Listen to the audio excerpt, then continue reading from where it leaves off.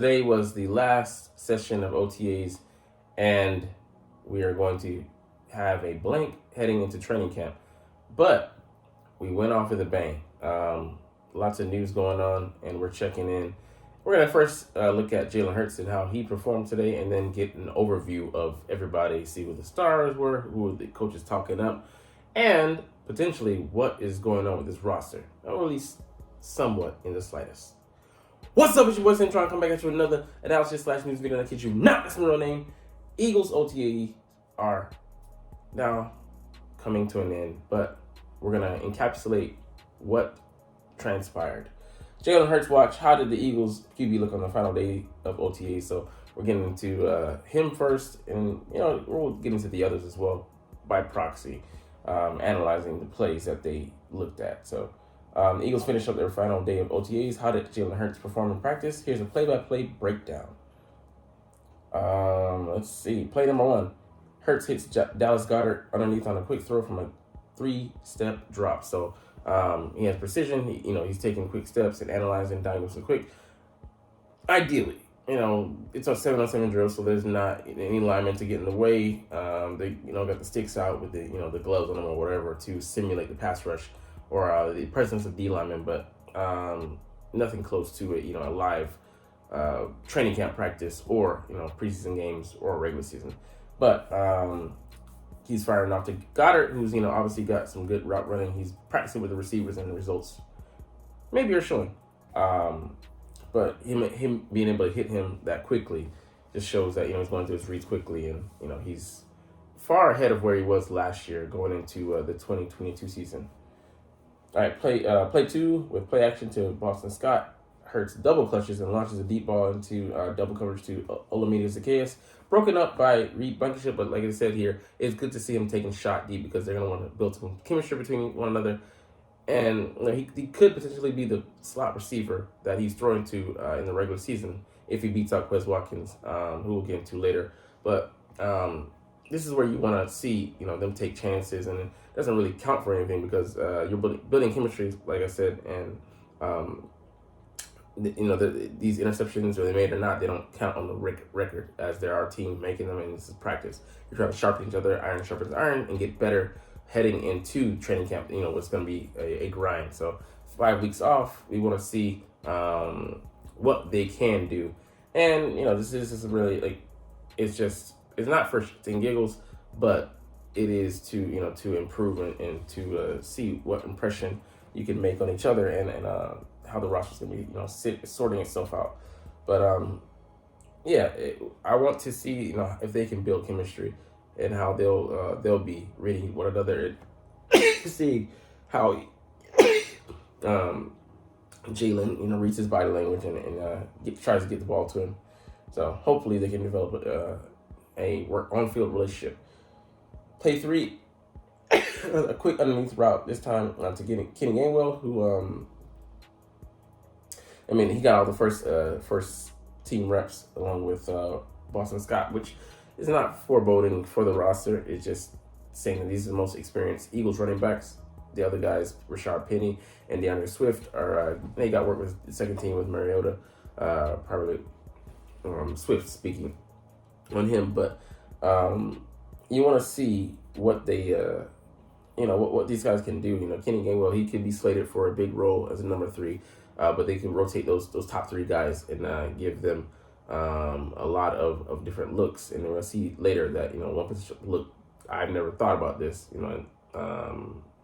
A commentator on another Philly podcaster, another Philly content creator, that's what I'm searching for, his video commented something, and I'm like, oh, well, that might be a look to think about. So we'll see all the alignments and all the configurations that we can do, because they have so many have a deep, rotation at so many different positions. It may not be supreme quality, but the pieces are there for us to throw a variety of different looks at teams. So let's maybe take a gander at what could be. Play number 4 with Gainwell going in motion through the backfield. Hurts targets Goddard on the slant, but Christian Ellis broke it up, man. He's going to be a guy that shines, man. 24-year-old, second year guy. It's not out of the question that he could nab, like I said here, a starting spot from um,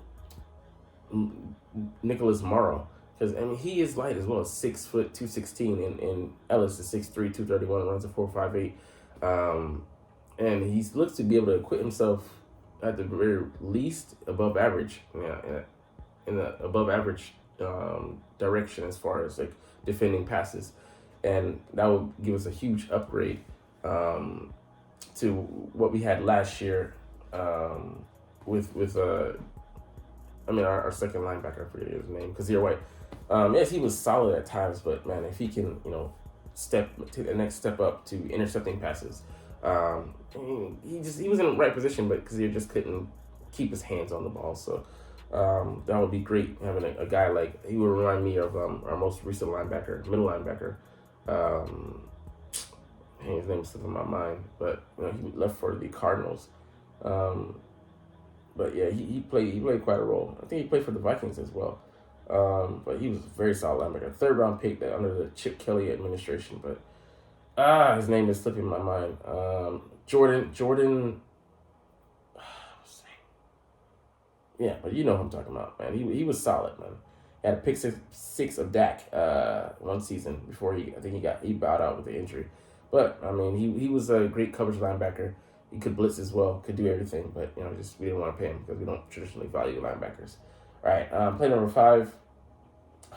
Hurts looks to get tight end Jack Stoll on the crosser, and he's picked off here by Christian Lewis. So he's making back-to-back plays, and it's like I said, it's 7-on-7 and no lineman, but he's out there making noise, and I would say he's the MVP at least on defense for the this spring camp, and we only got to see 2 open practices, but he's made plays in both of them. So you really want to put a star by his name, someone to watch out for and see if he can elevate. At the very least, if he doesn't beat out if he doesn't beat out Nicholas Morrow, he gives us great depth and a guy that I can feel comfortable there with playing behind our starters.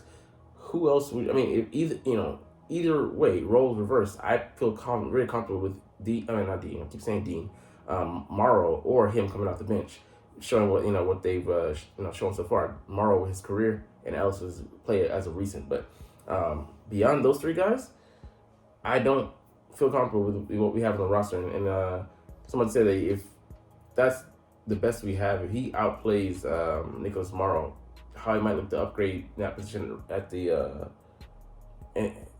by way of trade or roster cuts. I wouldn't disagree with that wholeheartedly, but I would say at least just back the guy up.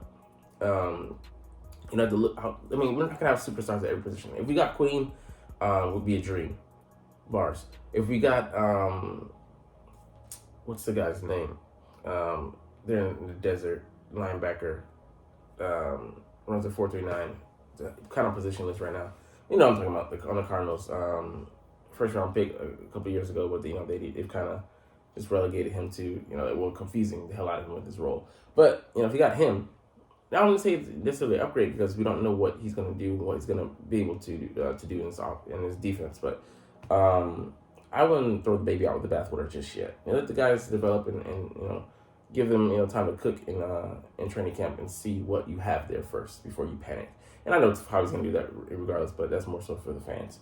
All right, play number 6 on a 3-step drop. Hurts throws underneath to second-year tight end Grant Calcaterra. I'm looking forward to seeing that connection. Grant has gotten bigger.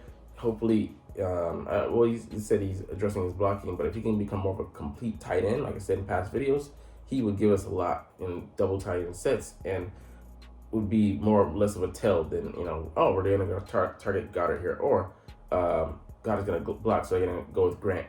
If you can, mix it up, really give us more versatility and more deception to throw the defense there. So that's very noteworthy.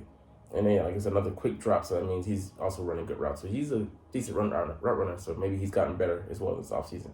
All right, this pick was made by Mekhi Gardner, and he's an undrafted free agent. He's 6'2", 212. Not a fast guy, but more quick than fast. But that's that's size that he has. And another crossing route. So, people could say, Jalen Hurts is running picks. What's going on? It's shorts. It's a short Olympics right now. So, wouldn't be too concerned. plays more so, I would say it's building confidence for these guys heading into training camp, and just especially for the younger guys, getting those reps in, getting that repetition in, building your routine, and getting comfortable in the scheme, and beyond just the basics, and competing against the guys who are on the roster. We have a pretty talented roster, so it's more so about that than the actual stats of what's going on, or like the plays that we make. Because like I said, they don't count for anything. They just should be letting you know like where you rank, and letting you know things to work on. Things are working, then continue to make that a strength and build on it, and practice it. So lets you kind of it should be a short measuring stick. But yeah, on Tyree Cleveland, somebody who's not going to even be on the roster, so it's not even discouraging at all. And they were playing like they had the backup corners in there, Josh Jobe, and Greedy Williams, who got first team snaps because Bradbury and Slade were not in. So, but they did have what's his name? Man, I'm bad with names right now. Zach McPherson in the slot. So looking at that change, it's going to be permanent, and it'll be great because behind Max, we don't have anything right now. Just Ascot got burned a lot last year, so hopefully he can nail that position, and maybe even give us some nickel and dime.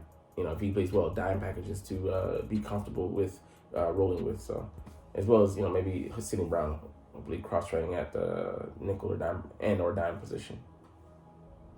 All right, play 8. Here's a play to hang your hats on for the day, Eagles fans, and a throw that was seamless all of the 2022 season. Hurts throws a great pass down the right sideline that hits Devontae Smith in stride just steps before the end zone. Our Bengals has happened out a couple of times this fall, touchdown. So he also hit Devontae with a TD. He hit Eli Ricks with a double move. Hey, undrafted free agent rookie. Hey, welcome to the NFL. I mean, these guys are pristine. Brown was not out there today, but Devontae Smith was. And he was just working the guys over. He's a crispy route runner.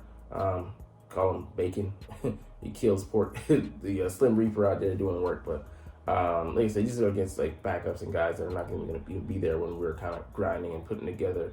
I mean, and trying to fight for these wins in September and such. So getting our season started. All right, play number 9 with Quez Watkins working the slot to the right. Receiver runs a fade down the sideline. It was a difficult catch. He had to go towards his body.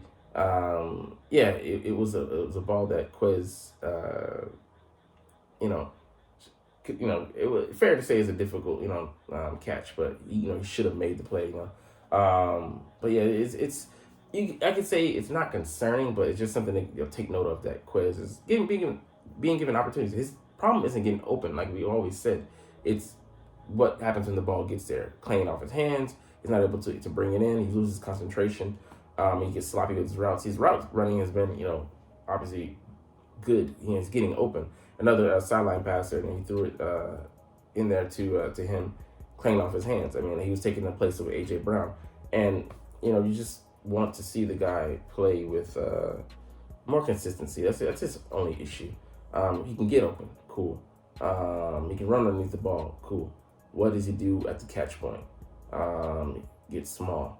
Alligator arms, catching with his body. So the things that he needs to work on, I won't say this roster will go as far as we can, Quez takes it, but I will say it'll be special to the degree that he shows it. He shows us that it's possible.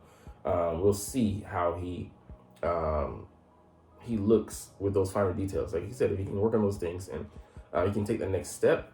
I mean, the versatility that he offers, that he said the Eagles love that. Outside, inside. He can cover for outside positions and inside positions in case of injury. But also, he keeps the defenses honest. He's a 4.36 speed that makes them not be able to do certain things. But without him, he's the fastest receiver on our roster and the greatest speed threat. So I could say we could definitely use him in a role. We need him, but if he's going to let himself get outplayed by Olamide Zaccheaus, then so be it. I believe he's a more reliable receiver because he primarily plays slot. He could play outside, but he wouldn't be as effective as he would be at his more natural position inside. Greg Ward, pass broken up by Blankenship, another name you see in flashing he made one mistake on that Devonta Smith touchdown. He didn't get over enough. But that being said, he's looking like he's going to be the starter at like that one position. Especially the way he played in 2022. He's built on that. And that consistency is a really difficult thing for younger players. But he's a mature guy. He came in as an undrafted free agent last year out of Middle Tennessee State. Go Blue Raiders. And he picked off Aaron Rodgers in his kind of debut, substituting for injured, kidney lacerated C.J. Gardner-Johnson. So, I mean, the guy's hit the ground running. He hasn't stopped. So, hopefully him and Terrell Edmonds, I would love him. I like him to win the battle over, both of them to win the battle over Sidney Brown, who's just, not that he's green, but he's just coming in. He's a rookie. He has to get his feet wet. We'll see what he does with the pads. I'm going to be excited for that, because it has pop, short, small frame, compact. Reminds me of a guy like Malo, sadly switched from his jersey number from 43 back to 21. But, we'll see what he does with that hair flying around. Not out the helmet, inside, but, he can be a beast. And this is just showing you that Christian Ellis isn't there yet, played 12.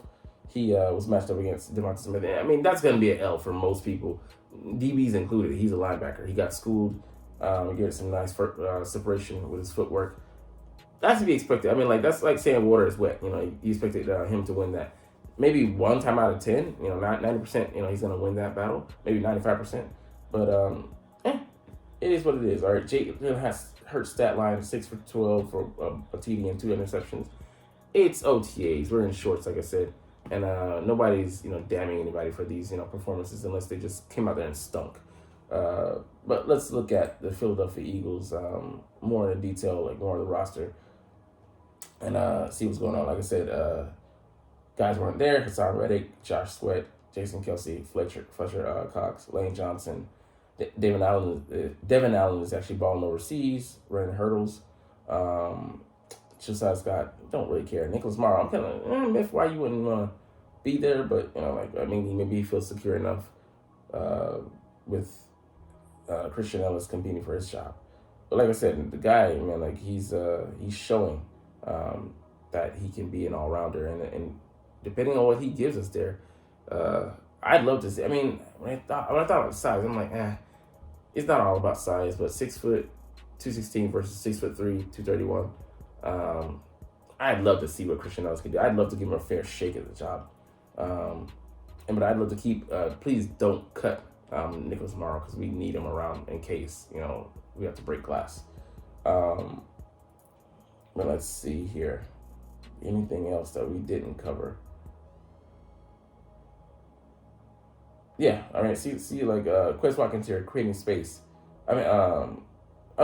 Smith creating space for Quez Watkins. That's nice, he's dragged, so it's showing that he was was manipulated by the receiver and the quarterback, maybe moving him with his eyes, moving him out of position to create space. The empty space is where they threw the ball, or where the trajectory of the route was going.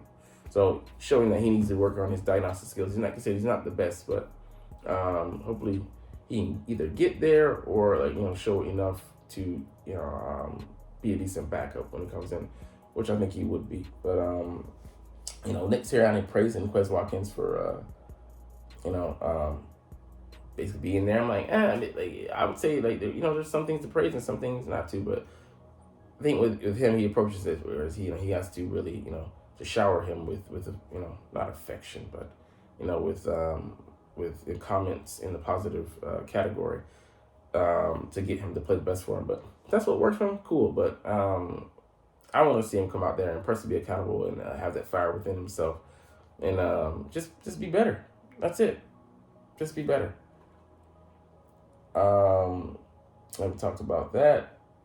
Terrell Edmonds looked good. So people were saying that he made a play. He broke up a touchdown to Olamide Zacchaeus. I don't know what, been a deep 40-yard ball that would have been a touchdown. That's the only spectacular play made. But like I said, he doesn't need to be spectacular in his defense. Just need to be solid. He has 2 corners on the outside who are going to do their jobs and make his job easier. And all he has to do is fill in, inside the lines, fill in the gaps between that space behind them and cover their ass. And I think he can do that excellently. and paired with Reed Blankenship, I think they make a dynamic duo. Oreo. Kyron Johnson is getting on the third team, so this is a nice look at our layering. We'll see how that goes, but I mean, like, it'll be a mix of these because Ellis or Morrow is gonna, one of them is gonna be number 2, but it's so far Kyron Johnson working with Ben Van Summeren as the number 3s, which I love. I'd love for us to keep him. Actually, I don't know how it would go. I don't think he'll make it off the practice squad because the guy is talented. Do we roll more linebackers? So interesting problem to have. Sean Bradley and Davion Taylor, we might actually eschew both of those guys because special teams value cool, but we can get that from Ben Van Summeren and Kyron Johnson, and he can actually play multiple positions, which save us one. So I like that both Bradley and Davion Taylor both don't make the roster, and we go with Dean, Morrow, Ellis, Ben, and Kyron being able to substitute at both. So he's basically four because he's can play both off the ball and pass rushing linebacker. He isn't the greatest, but that versatility would plus special teams gives you that extra push to make the roster. Interesting development here. Cam Jurgens, with Kelsey being out getting rest days, he took the center spot and Tyler Steen took the right guard spot. I'm just thinking they did that just for to get a gander look, see, because Cam, like they're saying here, needs to get make the most of his snaps at right guard. I'm like, why would you take him out of there? But it's we're playing in short, so in the last day they just maybe wanted to get a possible look, see. But our depth could be shaking up decently. I think we still need to add one more solid person, both at swing tackle and swing guard, and then we'll be straight. Let's see, and that's it for that. We'll look at some more things Eagles related and around the league, and then we'll get up out of here. So Dalvin Cook is set to be released on Friday. Well, today for you guys. But yeah, man, he has so many destinations he can go to. The Bills would be nice if they can afford him. The Cowboys, but are they gonna be stubborn? And they don't have a lot of money as well. The Dolphins, I think maybe the best fit, people were saying, but we'll see. But Eagles, there's no way in hell they're gonna sign him. Our running back room is pretty much set at this point, unless we can swing a trade and rob the Atlanta Falcons of Robinson. I still want him. Yeah, I still want him. Pause. But yeah, it's interesting. I mean, this is a salary dump basically for them, and they're getting rid of some other players like the Vikings DN. They're trying to get up out of there right now because they just want to get people off the books and rebuild, but at the same time restock this roster. So I mean, that's gonna be interesting. I mean, you don't get better by getting rid of Pro Bowlers and Danielle Hunter, who has 4 10-plus sack seasons, and Dalvin Cook, who had 4 1,100-plus rushing yard seasons. So crazy. Dak Prescott's contract is screwing the Cowboys just expertly as they just are stuck in neutral. His cap figure is $60 million this year, so they either got to extend him to get the cap number down, or they're gonna be stuck, in hell. And it's funny. He's gonna get a lot of money, and you know how they're gonna structure the contract. You're gonna do it wrong with the cap numbers being high, bloated, and needing to be addressed pretty much probably after the initial year. The savings, will only last them for one season, fitting of the Cowboys. But hey, them struggling with the cap works in our favor. Them being screwed on their roster, along with the bloated salaries they already have with other people, and them typically overpaying for their own players, their homegrown talent, just bodes well for the Eagles having a stranglehold on this division, and the Cowboys being stuck in development hell like movies, and being a afterthought, or playing for second place, being second fiddle forever in the NFC East. But great. On to another NFC East rival, Chase Young. He's not, they didn't offer him the 5th-year option, and they're looking maybe to trade him. So, I mean, they're selling all things in Washington, including the franchise itself. So, Just very fitting. I mean, the guy has talent, but he hasn't been able to bounce back from that ACL injury last year. He wasn't activated till I think like December, so um, very precarious situation there. But there's no way in hell they let him come to the Eagles. I mean, he'd actually be a nice addition. Wouldn't have to expect too much of him, and would have no financial obligation to him after the season. Wouldn't have to worry about a 5th year option. It's past the deadline to pick it up, but a player with still a promising future, but he has to heal up first, and then see what he can do. But yeah, it'll be interesting to see where he goes, if he goes somewhere. But a dumpster fire there in the nation's capital, and I love it.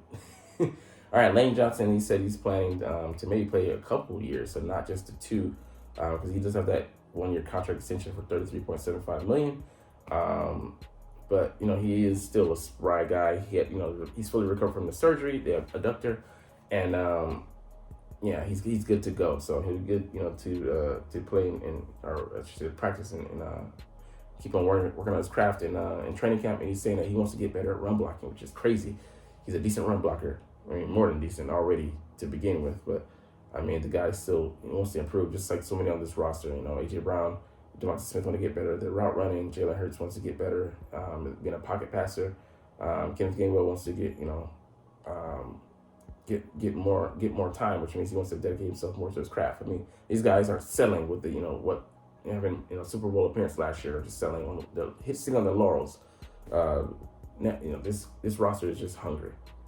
All right, Joe Biden on the Eagles. He famously said when the Chiefs went to visit him after their Super Bowl victory, that the Eagles need to bring back Andy Reid. Now we're good, man. I mean, the fat man left us. He won Super Bowl, but he didn't win one here. And we actually won our first one with Doug Peterson, so his protege. But we're good. I mean, he's a talented coach. I love him. I love him forever, except when he plays us. But like week 13 of this upcoming year. But that being said, man, things just faded as such. We lost the game by 3 points in the Super Bowl this past season. And it is what it is. Kudos to him, like I said, and him, developing Patrick Mahomes and being such an intelligent play caller, picking out the weaknesses of our defense, picking on Jonathan Gannon basically. But I don't want to redo. I love him where he is, and to kind of treat it like a certain relationships. Love him from afar, but the guy deserves his flowers though. Joe Biden is just inept. Shows you're talking on something like, anyways, whatever. Old ass. Anyways, last thing we'll get into today, or second to last, Kamir. Yeah, I can't say his name. KGB, not a spy, not an agent though. Former Green Bay Packers pass rusher. Talks on ruining the Eagles' plans, to trade for Derrick Henry. He's overclaiming that because I don't think he ruined anything. If he did, I'm actually grateful because Derrick Henry's 29 and has like a $16 million cap hit. It just would have been for 1 year and we have to re-sign him. So as great as he would be, potential fit, he's taking too many hits, too old, as well as just the money issue.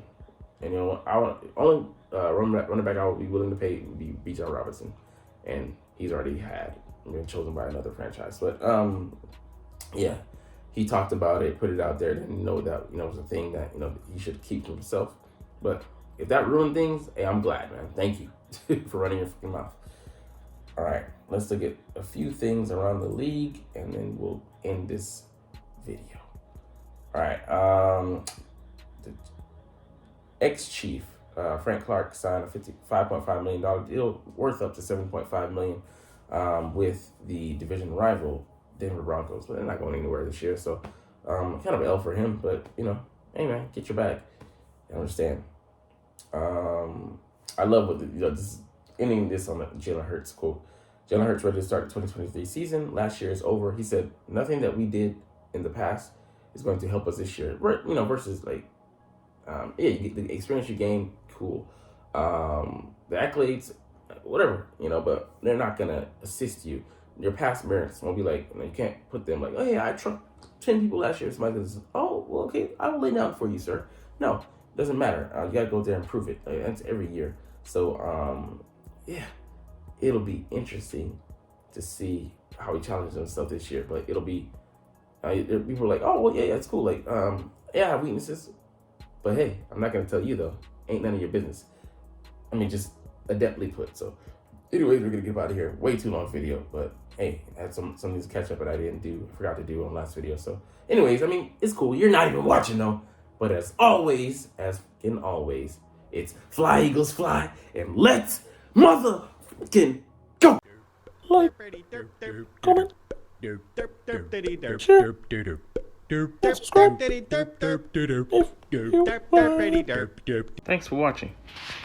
Check me out at Cintron Anime, Cintron Life, or Cintron Laughs, or other social media.